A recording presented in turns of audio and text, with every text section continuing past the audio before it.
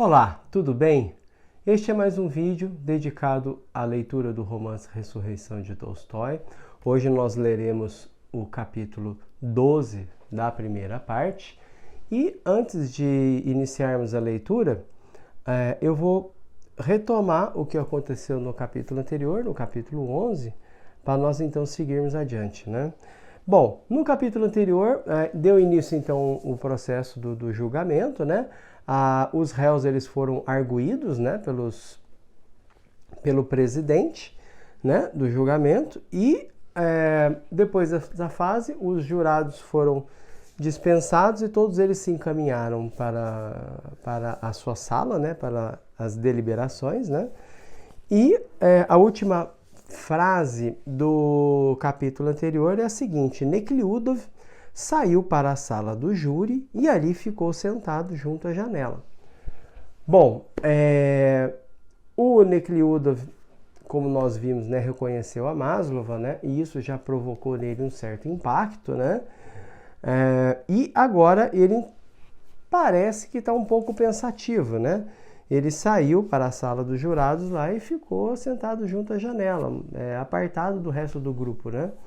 Então vamos ler aqui o início do capítulo 12 e vamos ver aqui o que a gente compreende desse capítulo, né? Vamos lá então. Sim, era Katiusha. As relações de Nekliudov com Katiusha foram as seguintes.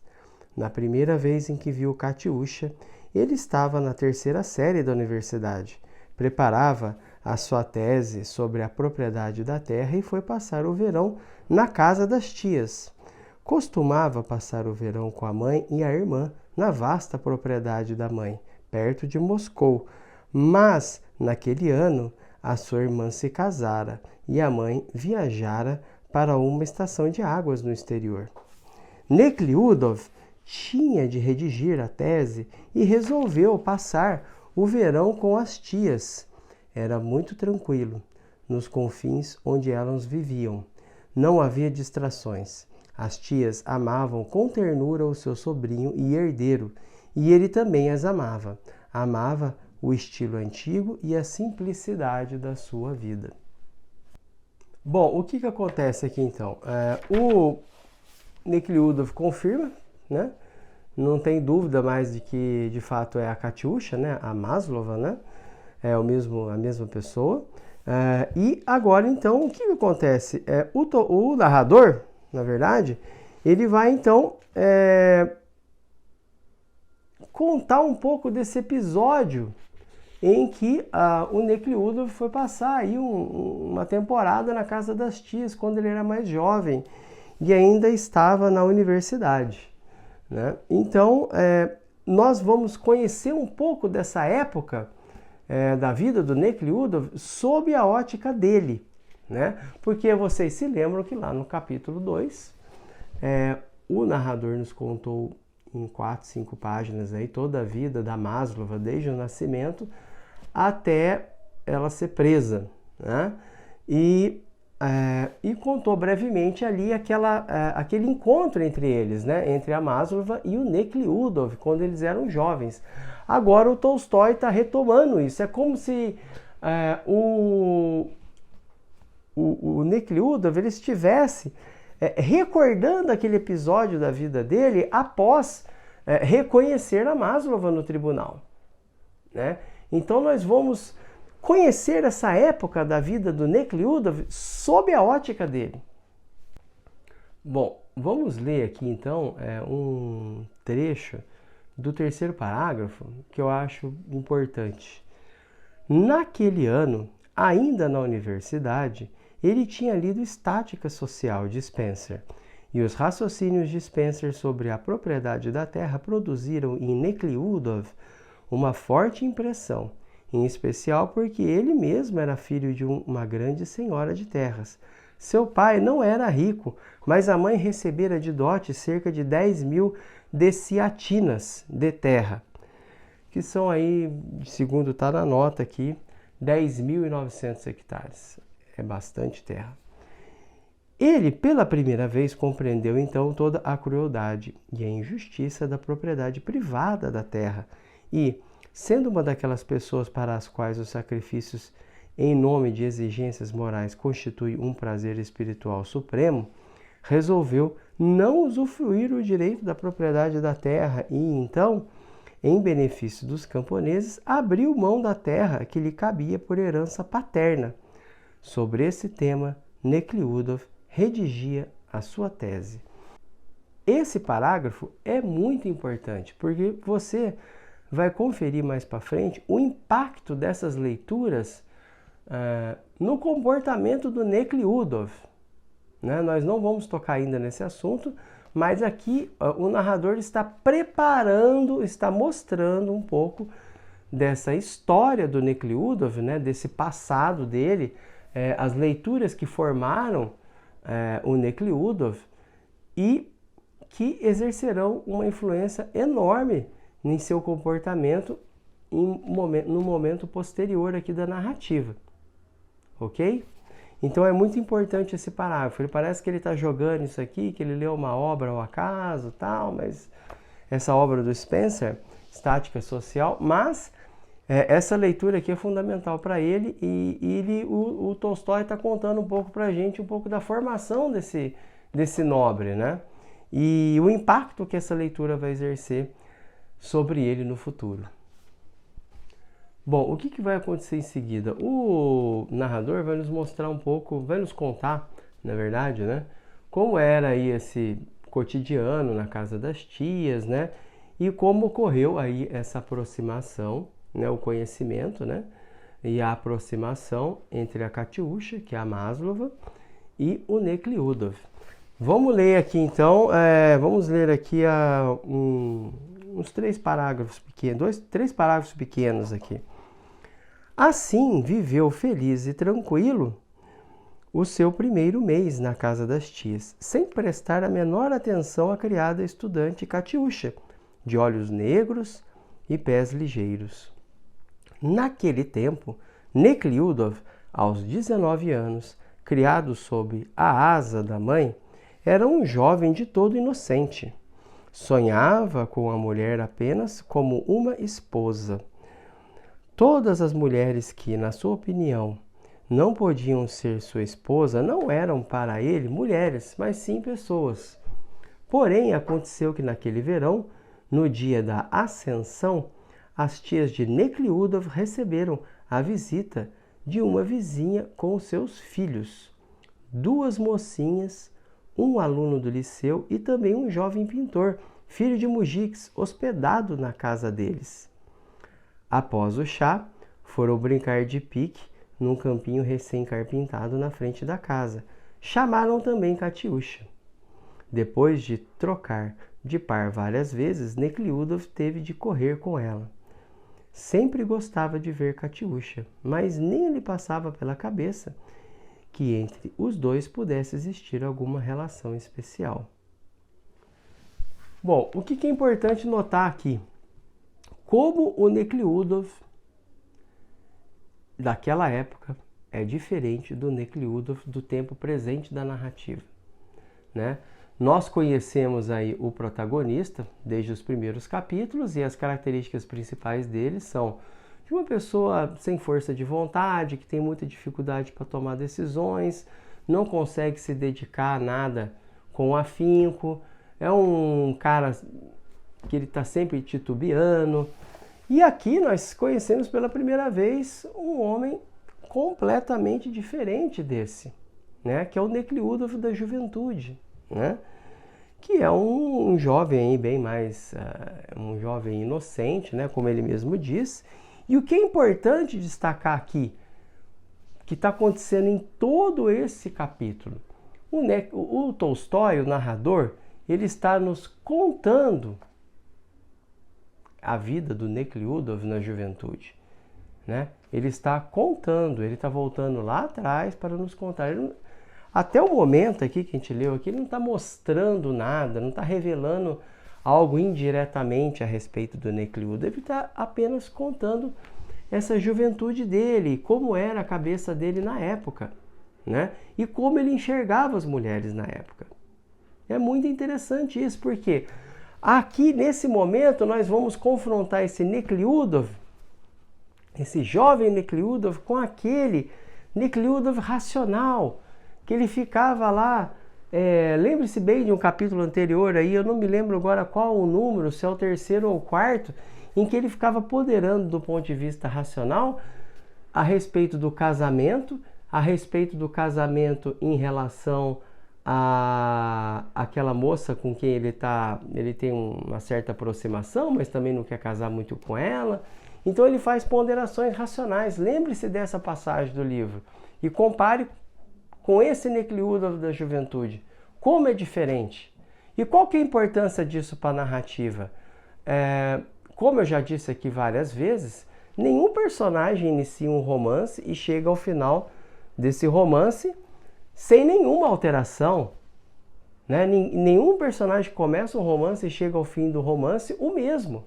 Sempre o personagem vai mudar, ele vai aprender coisas, vai sofrer impactos na história, né? E vai mudar sua concepção de vida, seu comportamento. Isso é natural no romance, senão não haveria necessidade de contar a história daquele personagem. Porque se ele começa a narrativa e chega ao final da narrativa o mesmo, de que adianta contar essa história? Né? Então, o que acontece aqui com o Nekhlyudov? Nós já estamos fazendo comparações de momentos distintos da vida dele, como ele é diferente nestes momentos, né? Na juventude e esse Nekhlyudov da vida adulta. Certo? Isso é muito importante destacar aqui. E é importante destacar aqui também o seguinte, essas mudanças tornam o romance mais verossímil.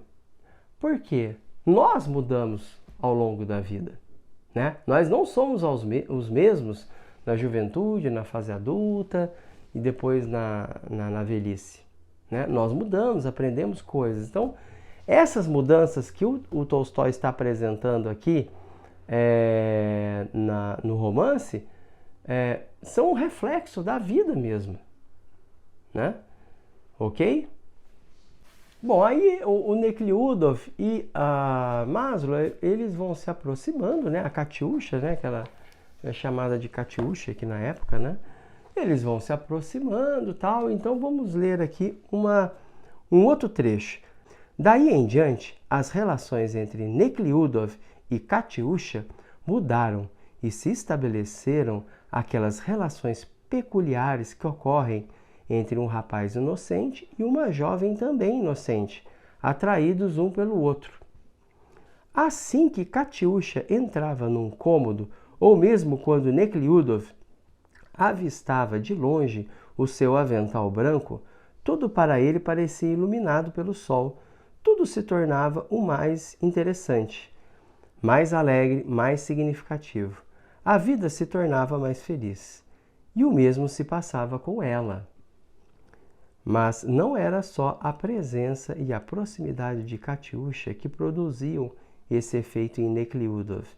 O mesmo efeito também se produzia com a simples consequência de que Katyusha existia e, para ela, de que Nekhlyudov existia. Se ele recebia uma carta desagradável da mãe, ou se sua tese não avançava, ou se lhe vinha uma tristeza juvenil sem motivo, bastava recordar que Katyusha existia e vê-la que tudo isso se dissipava. Katyusha tinha muitos afazeres na casa, mas conseguia cumprir tudo a tempo e lia nos minutos livres. Nekhlyudov lhe dava livros de Dostoiévski e Turgenev, que ele mesmo acabara de ler. De todos, o de que ela mais gostava era Calmaria, de Turgenev. As conversas entre os dois eram só de passagem, eram em encontros num corredor, numa sacada, num pátio e às vezes no quarto da velha criada das tias.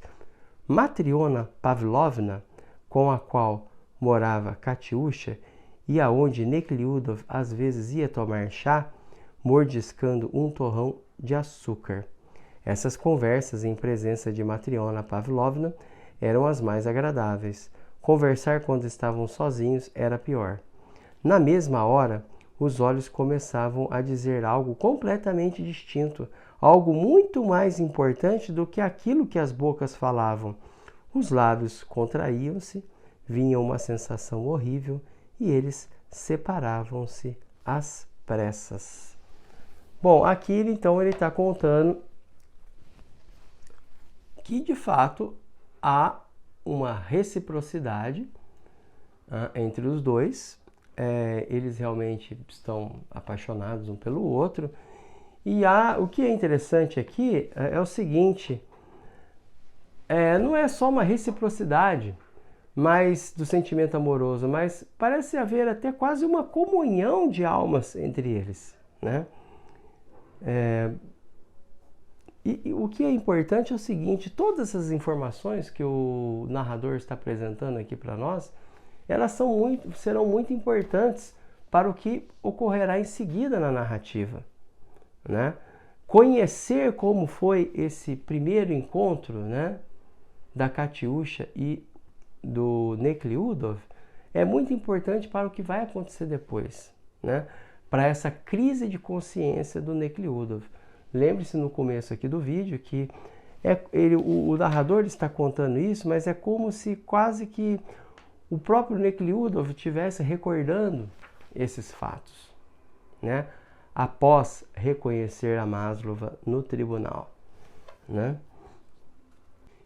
E por que é importante também contar esse primeiro encontro da Katiusha com o Nekhlyudov? Porque quando o leitor tem o conhecimento desses fatos, tem o conhecimento dessa reciprocidade no sentimento amoroso entre os dois, tem conhecimento dessa quase comunhão de almas que havia entre eles naquele período, em que um emprestava os livros por outro, eles conversavam sobre essas leituras e todo esse sentimento agradável que existia, de leveza, né, que existia em Nekhlyudov naquela juventude.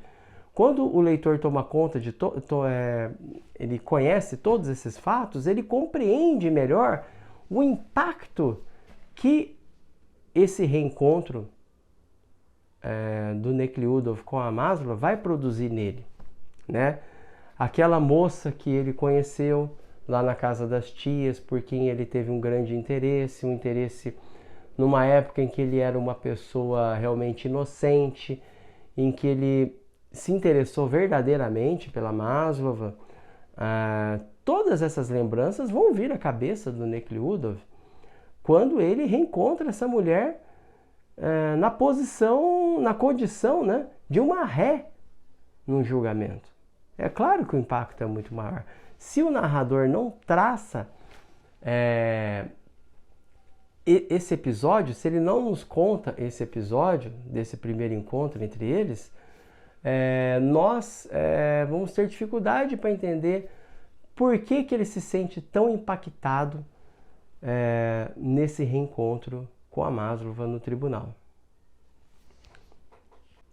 Bom, e o que acontece aqui? As tias elas vão observando essa aproximação entre o Nekhlyudov e a Maslova, e uma delas inclusive chega a entrar em contato com a mãe do Nekhlyudov, mas elas não contam nada disso ao seu sobrinho, né?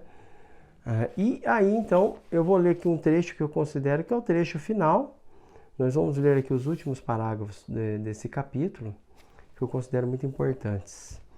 Se, naquela época, Nekhlyudov tivesse clara consciência do seu amor por Katiusha, e principalmente se por acaso alguém tentasse convencê-lo de que não podia e não devia, de forma alguma, unir o seu destino àquela menina, poderia muito facilmente acontecer de ele, com a sua retidão acerca de tudo, resolver que não existia nenhum motivo para não casar com a menina, fosse ela quem fosse, desde que a amasse.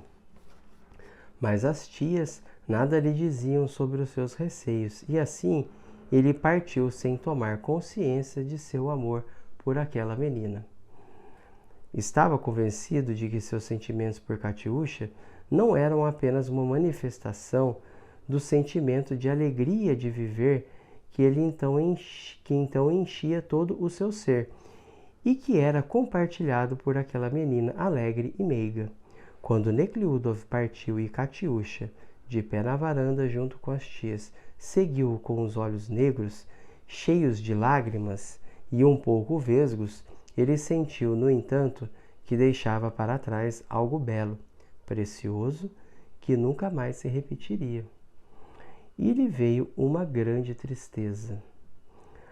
Adeus, Katiusha, obrigado por tudo, disse ele, por trás da touca de Sofia Ivanovna, enquanto sentava na caleche.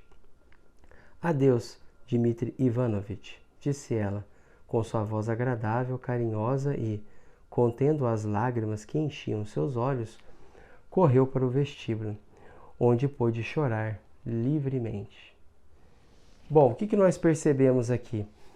É muito bonito esse trecho porque, embora o Tolstói, embora o narrador aqui diga que ele não tem uma clara consciência, né, do seu amor por ela, e o que é muito importante é que ele frisa, inclusive, que se ele tivesse, naquela época, consciência disso, ele não se oporia a casar com ela, né? Mesmo que as pessoas em volta não quisessem isso, né? É interessante que no parágrafo seguinte, né, essa inconsciência dele é entremeada com um momento de profundo conhecimento do que está acontecendo, né? Ele percebe que tem algo realmente importante acontecendo ali na vida dele, naquele momento, né? Porque ele diz aqui, né? Quando Nekhludoff partiu e Katiusha, de pé na varanda junto com as tias, seguiu com os olhos negros, cheios de lágrimas e um pouco vesgos, ele sentiu, no entanto, que deixava para trás algo belo, precioso, que nunca mais se repetiria. E lhe veio uma grande tristeza. Então ele sabe que está vivendo um momento importante. Ele não sabe exatamente, nitidamente, o que é, né? Ele não tem consciência desse sentimento amoroso. Inclusive a Katiusha tem essa consciência. Mas ele não tem, porque ela está chorando. É aqui quando diz aqui, né, no final, né? Diz ela com sua voz agradável, carinhosa e contendo as lágrimas que enchiam seus olhos, correu para o vestíbulo, onde pôde chorar livremente. Ou seja, ela está contendo isso, né? Essa tristeza, né? E ele tá... O nível de consciência dela é maior que o dele, né? Muito bonito isso aqui. E aqui é interessante, né? Porque se as tias tivessem dito algo para ele, você está se aproximando dela, eu estou percebendo que você está interessado, e aí ele teria essa consciência. É isso que o narrador fala aqui no primeiro parágrafo desse que eu li aqui, né? E aí talvez ele soubesse melhor o que estava acontecendo com ele naquele momento. Mas ele tem essa percepção de que está vivendo algo realmente muito importante, algo que não vai se repetir, né? Ele percebe isso, e aí eles dizem adeus um para o outro. É muito bonito o final desse capítulo, né? Principalmente é bonito quando nós comparamos o que está acontecendo aqui, nesse capítulo, com o que aconteceu depois. Tanto com a Maslova e principalmente com o Nekhludoff, na pessoa em que ele se transformou. Bom, e novamente ressaltando aqui o que eu acho importante aqui nesse capítulo, que ele traz de importante aqui, é realmente mostrar que nenhum personagem é plano, nenhum personagem inicia uma narrativa e chega ao final dela inalterado. Isso é o mais importante, é isso que eu acho que a grande lição que a gente pode tirar aqui desse capítulo, para quem quer escrever o seu próprio romance, é essa, né? Os personagens, eles mudam ao longo da narrativa, como nós mesmos mudamos ao longo da nossa vida. Bom, esse então é o capítulo 12. Espero que vocês tenham gostado do vídeo. Se vocês gostaram, peçam que curtam, compartilhem com seus amigos, para que outras pessoas que também sejam interessadas aí na obra do Tolstói possam acompanhar essa série de vídeos dedicada ao romance Ressurreição. Muito obrigado e até o próximo vídeo.